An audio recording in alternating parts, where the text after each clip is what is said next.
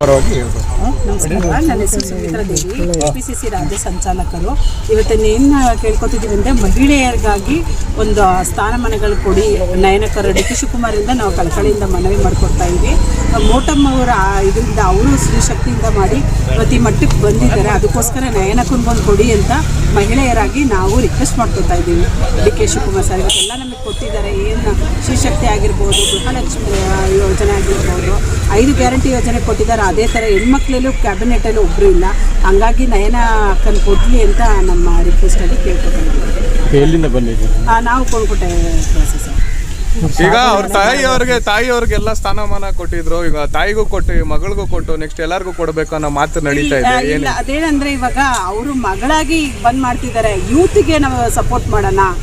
ದಲಿತರಾಗೂ ಒಬ್ರು ಬಂದಿದ್ದಾರೆ, ಎಲ್ಲರೂ ಕೊಟ್ಟು ಮಹಿಳೆಯರು ಯಾರೂ ಇಲ್ಲ, ಎಲ್ಲ ಪೂರ್ತಿ ಜನಸೇರಿ ಮಹಿಳೆಯರಿಗೆ ಕೊಡಬೇಕು ಅಂದಾಗ ಒಂದು ಸ್ಥಾನಮಾನ ಕೊಡಬೇಕಲ್ವಾ. ನಮ್ಮ ಕಳಕಳಿ ಎಲ್ಲ ನಮ್ಮ ವಾರ್ಡಿಂದ ಎಲ್ಲರನ್ನೂ ಕೇಳ್ಕೊತಾರೆ. ಎಲ್ಲ ವಾರ್ಡಿಂದ ಬಂದಿದ್ದಾರೆ, ಎಲ್ಲ ವಾರ್ಡಿಂದ. ಸುಮಿತ್ರಾ ಇವ್ರಿಗೆ ಮಂತ್ರಿಯಾಗಿ ಮಾಡ್ಬೇಕಂದ್ರೆ ಯಾವ ಶಾಖೆ ಕೊಡಬೇಕು, ಯಾವುದು ಅವ್ರಿಗೆ ಯಾವ್ದು ಅನ್ಸುತ್ತೋ ಡಿ ಕೆ ಶಿವಕುಮಾರ್ ಯಾವ ಖಾತೆ ಕೊಟ್ಟರು ಪರವಾಗಿಲ್ಲ, ಅದನ್ನು ನಿಭಾಯಿಸ್ತಾರೆ ಮೇಡಮ್. ಇನ್ನೂ ನಮ್ಗೆ ಹೆಚ್ಚು ಸಹಕಾರ ಕೊಡ್ತಾರೆ. ಹೆಣ್ಮಕ್ಳಿಗೆ ಏನೇನು ಸೌಕರ್ಯ ಮಾಡಬೇಕು ಇಲ್ಲಿವರೆಗೂ ಒಂದು ಆಸ್ಪತ್ರೆ ವಿಷಯದಲ್ಲಿ ಆಗಿರ್ಬೋದು ಅಥವಾ ಅವ್ರ ಕೆಲಸದ ವಿಷಯದಲ್ಲಿ ಆಗಿದ್ದು ತೀರಾ ಸಪೋರ್ಟ್ ಕೊಟ್ಟಿದ್ದಾರೆ ನಮಗೆ. ಹೆಣ್ಮಕ್ಳು ನಾವು ಜೊತೆಲಿ ಇದ್ದೀವಿ ಅಮ್ಮ ಅನ್ನೋದು ತಾಯಿ ಗುಣಗಳೇ ನಯನಕ್ಕೆ ಅವ್ರಿಗೆ ಬಂದಿದೆ. ಹಂಗಾಗಿ ನಾವು ಇದು ಮಾತಾಡ್ತೀವಿ. ವಸಂತಪುರ ವಾರ್ಡಲ್ಲಿ ಮಹಿಳಾ ಅಧ್ಯಕ್ಷರಾಗಿ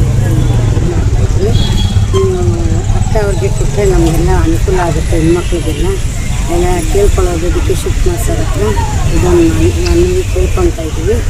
ಅವ್ರಿಗೆ ಪೋಸ್ಟ್ ಕೊಡಿ.